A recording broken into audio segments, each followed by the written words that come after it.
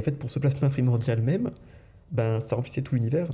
Et du coup, on a difficilement, voire pas du tout possiblement, des observations de ce qui pouvait précéder le plasma primordial, ou même des différentes phases en fait, du plasma primordial, en regardant tout du moins le fond diffus cosmologique. On a juste une information sur cette dernière surface, ce qu'on appelle last scattering surface, sur en fait ces derniers photons qui ont été émis par ce plasma primordial.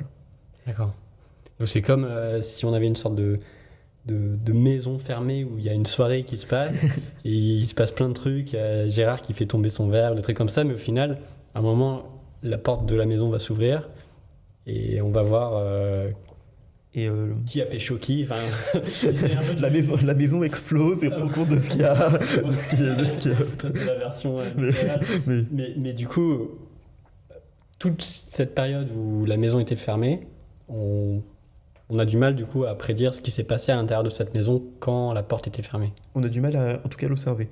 Pour la prédiction, en fait ça repose justement sur du travail des théoriciens et aussi sur l'étude même du fond diffus cosmologique, parce que ce fond diffus cosmologique, c'est effectivement une image d'un plasma qu'on reçoit, d'un plasma primordial, mais c'est aussi une énorme mine d'informations parce qu'on a développé énormément d'outils depuis sa découverte pour essayer d'aller l'étudier.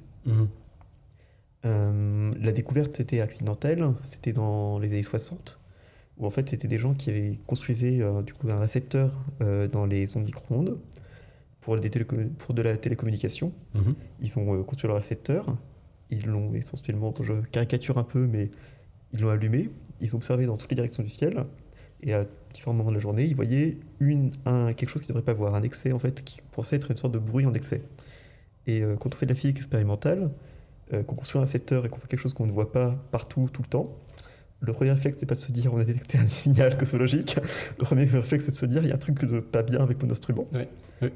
Et en l'occurrence, ils ont découvert qu'il y avait un couple de pigeons qui s'était installé dans le détecteur. Du coup, ils ont viré le couple de pigeons, ils ont nettoyé toutes les crottes de pigeons.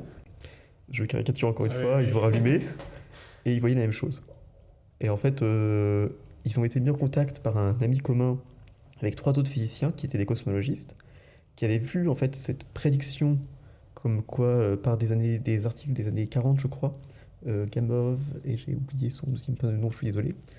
Ils avaient vu donc cette prédiction d'un point de vue cosmologique, ils savaient que les photons qui étaient émis allaient perdre en énergie et seraient détectables a priori dans les ondes micro-ondes, et s'apprêtaient en fait à construire un récepteur pour essayer d'aller détecter ça. D'accord. Donc il y avait une théorie sur le fait qu'il y avait ce fond diffus cosmologique quand le plasma du coup c'était ça. Mais elle faisait pas encore consensus à ce moment-là. D'accord. Et c'est la découverte du fond diffus cosmologique qui a commencé à faire consensus, à dire en fait on a une preuve, on a un signal cosmologique qu'on voit partout et qui nous permet d'affirmer que oui, il y avait bien un plasma primordial. Évidemment, dans les 60 ans depuis cette découverte, on a eu beaucoup d'autres choses qui ont pu aller dans la direction de cette découverte.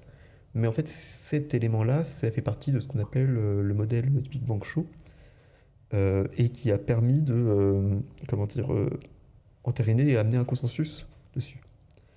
Même si, encore une fois, il y a encore des discussions, il y a toujours des chercheurs qui vont, mais désormais, pour décrire l'univers, si on veut inventer un nouveau modèle pour décrire l'univers qui serait une alternative, on est obligé de prendre en compte qu'il y a ce reliquat de plasma primordial, et ce plasma primordial en particulier, avec ce qu'on observe avec la BBN, la nucléosynthèse primordiale, ce qu'on observe avec le fond diffus cosmologique, qui doit être consistant, qui doit être inclus dans tout modèle qu'on voudrait utiliser pour décrire l'évolution de l'univers.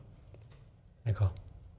Je pensais, alors j'ai deux chemins, je ne sais pas lequel prendre, donc je pense que ça serait intéressant de parler du coup, de ce qu'on observe particulièrement. Donc, on dit le fond diffus cosmologique, mais qu'est-ce qui fait quelles sont les informations qu'on trouve dans ce fond, et de parler de ce que ça, quelle est la conséquence. Donc, on a parlé de la théorie de l'inflation. Et donc du coup, à toi de choisir. Tu veux partir dans quelle direction ? Je peux essayer de faire un peu des deux. D'accord, c'est parti.